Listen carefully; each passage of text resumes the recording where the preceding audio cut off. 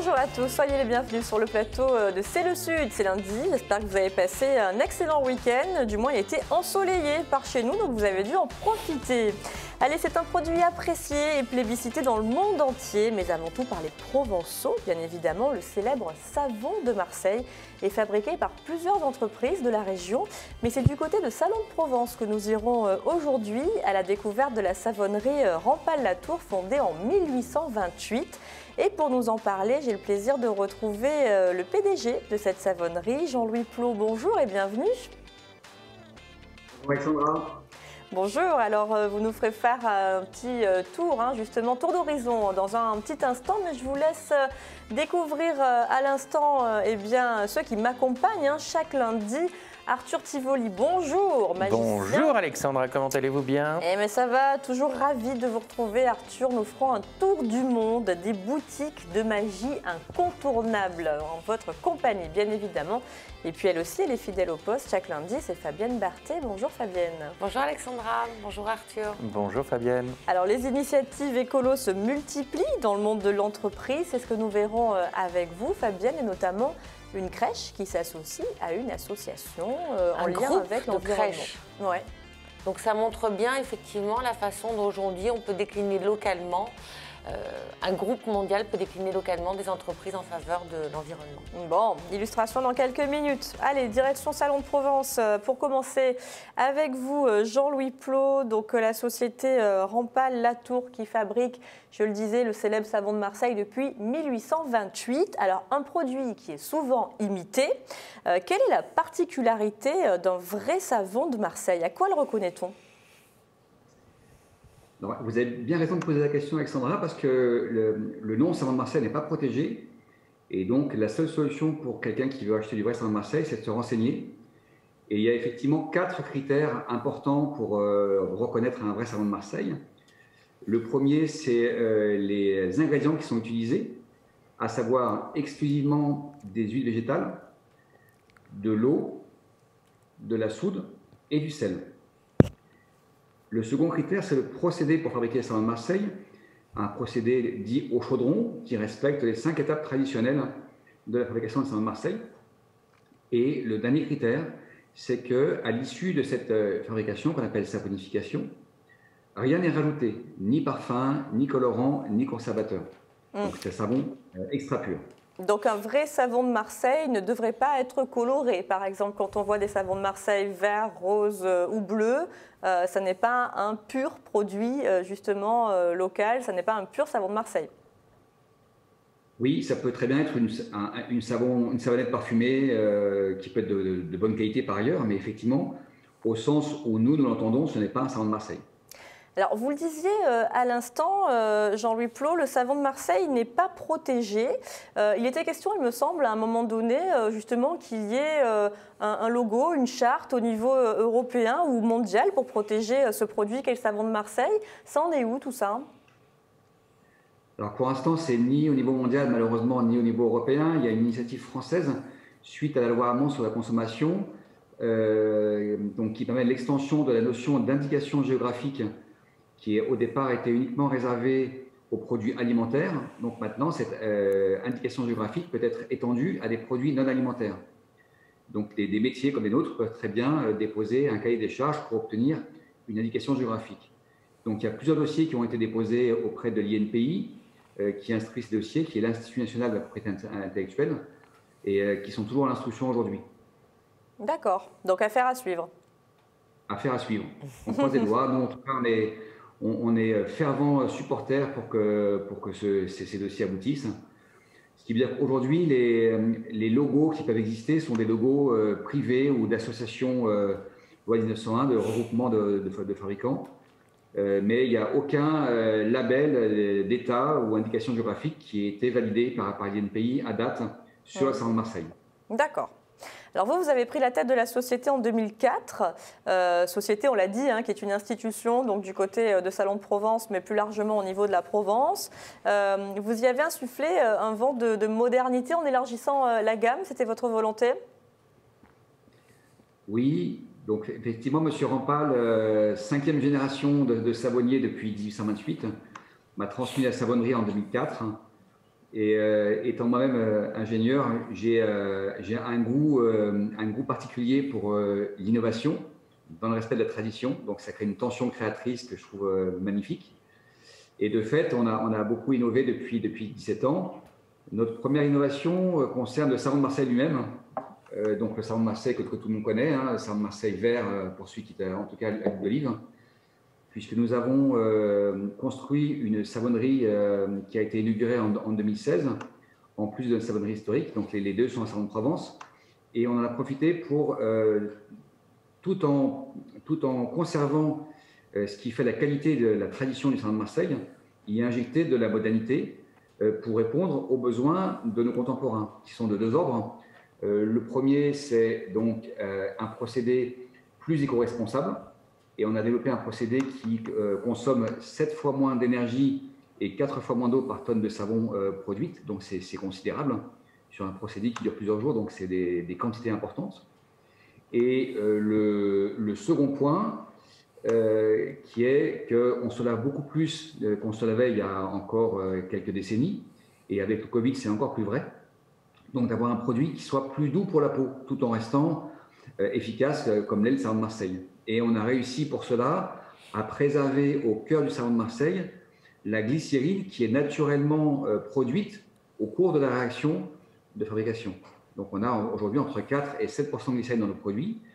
Et la glycérine, elle est connue pour être protectrice et hydratante pour la peau. Donc on a, le savon de Marseille Rampal-Latour a cette propriété très particulière d'être en plus hydratant.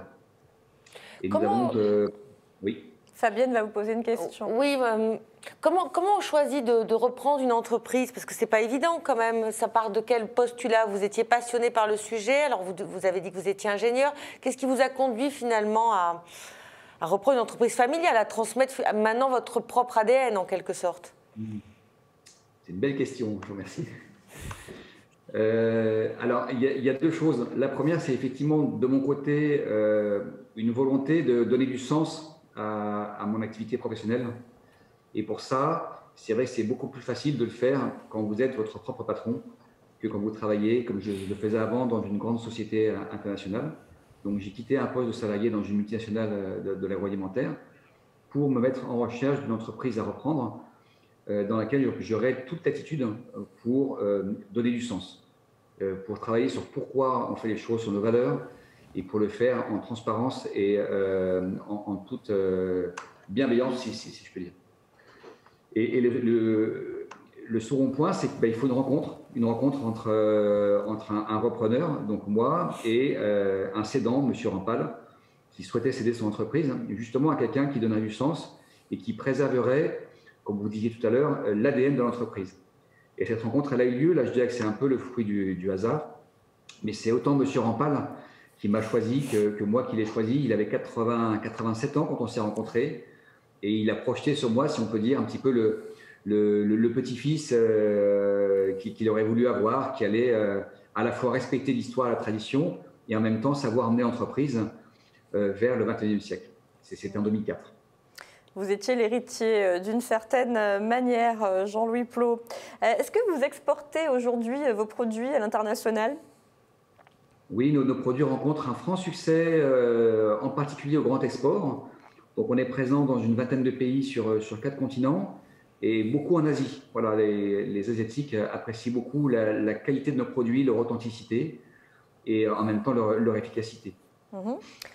On peut visiter aujourd'hui la société Rampal-Latour, le procédé de saponification justement, parce qu'il y a certaines entreprises à Marseille qui ouvrent leurs portes lors de journées exceptionnelles, par exemple les journées du patrimoine. Est-ce qu'on peut franchir les portes de votre usine ? Vous êtes les bienvenus, bien sûr. Nous sommes entreprise du patrimoine vivant et nous avons à cœur de partager justement à la fois notre histoire, notre tradition, notre savoir-faire et nos innovations plus récentes. Donc, nous avons 2 savonneries sur Salon-de-Provence, une en centre-ville qui est la savonnerie historique qui se visite, où vous verrez encore les anciens chaudrons et les murs qui transpirent encore cette bonne odeur du savon de Marseille d'antan et qui sont vraiment porteurs d'histoire. Quand vous poussez la porte, vous faites un bond en arrière, un bond dans l'histoire d'un siècle. Et la savonnerie moderne, qui est aussi à Salon-de-Provence, qui est à côté de l'hippodrome, où là, vous découvrirez le procédé d'aujourd'hui, avec les chaudrons et on vous explique comment on fait ça en Marseille, qu'est-ce qu'un vrai salon de Marseille et en quoi on a pu innover chez Rampal Latour sur ce salon de Marseille. Sur rendez-vous, j'imagine? C'est sur rendez-vous, mais pendant les vacances scolaires et pendant les saisons, la saison d'été, vous avez des visites matin et après-midi. Donc sinon, vous allez sur notre site internet, tout est marqué, c'est rampal-latour.fr. Et vous avez mis en place dernièrement un partenariat avec une autre peut-être entreprise du patrimoine vivant, hein, pour certains, c'est l'Olympique de Marseille. Oui, c'est vrai qu'on est deux institutions. Bon, c'est vrai que l'OM est plus connu que Rampal Latour, mais l'OM avait à cœur justement de faire des partenariats avec des entreprises, on va dire, iconiques de la région. Ouais. C'est comme ça qu'ils se sont rapprochés de nous. Donc on est partenaire pour 2 saisons avec eux. Et en particulier avec l'OM Fondation, hein, dans le contexte de crise sanitaire que vous connaissez. On fait des partenariats avec l'OM Fondation et avec toutes les associations du territoire marseillais et des Bouches-du-Rhône, avec des dons de savon, des rencontres avec des associations, que ce soit la Banque Alimentaire, les Restos du Cœur et bien d'autres. Et on partage avec eux ce besoin énorme qu'ils ont à la fois de produits alimentaires, mais aussi de produits d'hygiène. En parlant avec eux, on a pris conscience à quel point les produits d'hygiène étaient, je reprends leurs mots, aussi importants que les produits alimentaires actuellement pour ces personnes qui se retrouvent, on va dire, en situation d'extrême pauvreté ou de précarité, qui sont à la rue. Et on parle des nouveaux visages de la pauvreté, ça peut être des familles, ça peut être des jeunes, des étudiants ou des gens qui avaient des boulots précaires et qui se retrouvent totalement démunis face à cette crise sanitaire. Et donc là, on prend vraiment notre rôle en partenariat avec la fondation de l'OM, qui s'appelle l'OM Fondation. Et on est en lien, on va les visiter, on a vraiment des liens très forts avec eux. Oui, on peut le dire clairement, le savon, c'est un des produits de première nécessité, hein, bien évidemment, ne serait-ce que pour garder sa dignité et être propre et pouvoir se laver, tout simplement. Juste pour revenir un petit peu sur le partenariat avec l'OM, concrètement, ce sont des savons estampillés avec le logo de l'OM, c'est bien cela ? Oui, on a fait une gamme complète pour l'OM, avec des savons de Marseille, un gel douche, une trousse de toilette, ouais. Et qui sont estampillés l'OM et Rampal Latour. D'accord, donc on trouve, j'imagine, sur votre site internet plusieurs boutiques, donc à Salon de Provence, bien évidemment, pour aller à votre rencontre et découvrir vos produits. Et puis sur votre site internet, merci beaucoup Jean-Louis Plot de nous avoir présenté cette belle société historique dans la région. Vous restez avec nous, vous parliez tout à l'heure justement de l'aspect écologique de votre démarche en faveur de l'écologie. Eh bien, de plus en plus d'entreprises s'y mettent. C'est le cas d'un groupe de crèches également, Fabienne. Tout à fait. C'est dès tout petit finalement qu'on apprend les gestes comme ça qui vont durer toute notre vie, on le sait. L'éducation aux enjeux de l'environnement, ça se fait dès le plus jeune âge.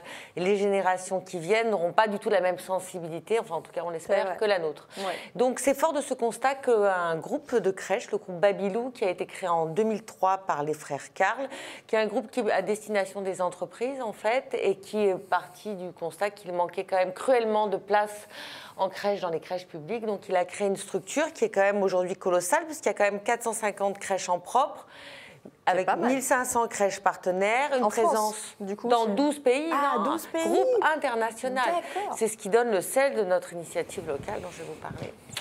Dans la région, 150 crèches, Bouches-du-Rhône, 106 et Marseille, 65. Voilà, c'est juste pour vous donner un peu l'ampleur. Vous savez que j'aime bien les chiffres. Mais vous avez raison, c'est parlant les chiffres. Donc un gros groupe, oui, effectivement. Un gros groupe, mais qui, dès ses origines, a souhaité travailler sur des valeurs d'inclusion, d'éco-responsabilité, avec 3 piliers pour les enfants qui sont « j'ai confiance en moi »,« j'apprends à chaque instant » et « je prends ma place dans le monde ».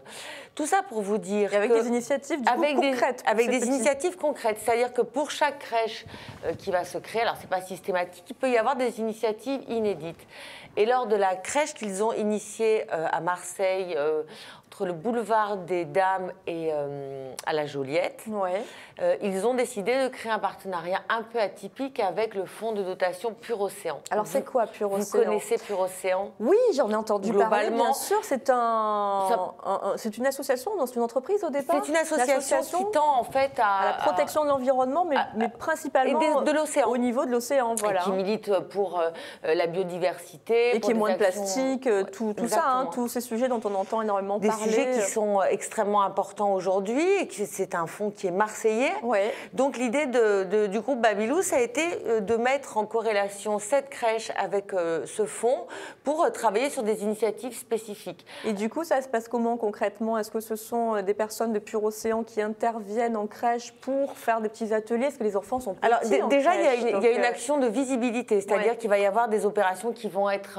exercées avec les enfants, par exemple des opérations de ramassage des déchets. Même tout petit comme ça, parce qu'en crèche, c'est mais entre 0 et... les parents ont un rôle Mais c'est vachement primordial. bien, c'est super, parce que du coup, ils se sentent concernés. Il n'y aura pas de retour en arrière une fois qu'on a appris tout petit. Ouais. On continue à ramasser les déchets, Oui, on continue à en faire attention. Ce sont des missions en fait qu'on leur propose aux enfants. Ils aiment bien ça, se sentir responsable de quelque chose. Et alors, le 22 avril, très prochainement, justement dans le cadre de la Journée de la Terre, une opération de ramassage des déchets aura lieu sur le Prado. Ouais. Voilà, donc ça fait partie des choses qui sont organisées dans le cadre de ce partenariat. Donc les enfants sont amenés à avoir des initiatives, à prendre des photos, à poster sur, avec les parents, avec le personnel de la crèche, en taguant en fait ce qu'ils font. Ouais. Donc l'idée, c'est vraiment non seulement de faire les choses, mais de prendre conscience de ce qu'on fait et également de le faire savoir. D'accord, ouais, c'est vachement bien. Donc il y a aussi un livret qui a été remis aux parents parce que J'imagine aussi que tout au long de l'année, on les sensibilise aux différentes espèces qui vivent dans nos mers, les différents poissons. Donc voilà, on les instruit là-dessus. Tout ce qui est lié à la biodiversité. Et moi, ce que je trouve particulièrement intéressant, c'est qu'effectivement, on peut aujourd'hui, à travers des initiatives assez fines sur le territoire, venir irriguer comme ça, associer des associations, des fonds de dotation à la plus petite enfance. Oui. Et c'est finalement comme ça que peut petit à petit s'amorcer le changement. Ah oui, dès le plus jeune âge. Et là, c'est le cas, hein, parce qu'en crèche, effectivement, ce sont les tout petits, mais ils retiennent vite les tout petits. Ils sont très Mais on leur intuitifs laissera pas aussi. le choix. On leur laissera pas le choix. En fait, on mise sur eux. dur. On mise sur... tout repose sur leurs épaules. Voilà. Voilà, donc on compte sur les petits pour préserver les espèces dans les très océans, bien. mais aussi ailleurs. Voilà, Et donc pour, je trouve pour les l'initiative parents sympa. qui trouvent ça chouette et qui souhaiteraient justement inscrire leurs enfants dans ce réseau de crèches, vous Alors disiez c'est plutôt une crèche inter-entreprise. Donc ça de toute façon, vous pouvez aller voir sur le groupe Babylou, qui est extrêmement le site internet qui est extrêmement bien renseigné, mais ça s'adresse plutôt à des entreprises. Très bien, merci beaucoup Mais de Fabienne, rien. merci Jean-Louis Plot d'avoir été avec nous et puis on se retrouve dans une poignée de secondes magique avec Arthur Tivoli bien sûr. Et hop, apparition. Oh c'est magique Oui. C'est Cher beau la Arthur, magie. cher Oui. Arthur, petit tour du monde avec vous aujourd'hui, des boutiques emblématiques de magie, donc de par le monde effectivement. Effectivement, Alexandra, Fabienne, il y en a 3 qui sont véritablement importantes. Mayet Magie Moderne à Paris, El Rey de la Magia à Barcelone et Tanens à New York. Voilà, Wow. c'est 3 tour du monde. emblématiques boutiques de magie. Et Mayet Magie Moderne est considérée comme étant la toute première boutique de magie ouverte Au monde Ah. Ouverte en 1808 par un monsieur qui s'appelle Charles Aubert. C'était d'abord une boutique d'édition de chansons. Et à partir de 1830, il a commencé à vendre des appareils de prestidigitation. C'est comme ça que ça se disait à l'époque. D'accord. Évidemment, les choses ont grandi, la boutique a grandi, elle a connu évidemment différents successeurs, un petit peu d'ailleurs comme la savonnerie Rampal. Et d'ailleurs, j'étais en train de calculer, donc la boutique de magie a été créée 20 ans plus tôt, 1808 et 1828 pour la savonnerie. Donc c'est la même époque, hein, on est vraiment voilà, dans... c'est on est à cette 19e. époque-là, On est 19e, on faisait début de 19e. très très belles choses, tout à fait. Et puis en 1933, André Mayet a véritablement, avec son épouse, donné les lettres de noblesse D'où le à nom. cette boutique de magie, Mayet Magie Moderne, effectivement, qui se trouve 8 rue des Carmes, à Paris, métro Maubert Mutualité. S'il y a des magiciens qui C'est veulent joli faire ce un petit nom, tour. Magie Moderne. C'est joli, hein ouais. Oui. C'est un côté un peu désuet. Et savez-vous mais que c'est un le super créateur charmant. de cette terminologie, c'était Robert Houdin, qui était le roi, le roi de la magie moderne, qui est évidemment qui n'a rien à voir avec la magie dite ancienne, et il considérait lui que la magie était la reine des arts. Et qu'est-ce que c'est que la magie moderne au final hein? Justement, quand a eu lieu vraiment cette transition? Donc début 19e, si on comprend bien. Fin 19e. Fin 19e Fin 19e, à la création des différents théâtres dont Robert Houdin était l'instigateur. Une fois que la magie a eu quitté la rue, pour aller sur une véritable scène. Donc c'est ça qui la rend moderne, pardon. Tours, non, mais on pense en même temps, oui. Donc c'est ce qui la rend moderne, c'est d'être dans une salle peut-être, puis avec des tours plus flamboyants peut-être, pour un public avec plus important. Il faut voir au loin, justement, dans une salle. C'était les premières grandes illusions qui ont été inventées à cette époque-là, aussi par Robert Houdin, la lévitation éthérienne, le carton à dessin, etc., etc. La lévitation éthérienne. Absolument, la catalepsie même. Mais peut-on en dire 2 mots de cette lévitation? Je vous en parlerai avec grand plaisir. En fait, il utilisait son fils, il le mettait sur une sorte de petit... il avait une sorte de petit balai comme ça, et hop, il l'accrochait, et paf, il restait en lévitation comme ça, en catalepsie plus exactement. Et il utilisait le principe de l'éther pour dire qu'il endormait son fils grâce à l'éther, et comme ça, il pouvait évoluer dans les airs. Et à l'époque où il n'y avait pas justement d'Internet, où les échanges entre pays étaient beaucoup plus longs et laborieux, on trouvait ce type d'équipement dans ces magasins-là, à Paris notamment. Absolument, à Paris, et puis aussi, donc justement...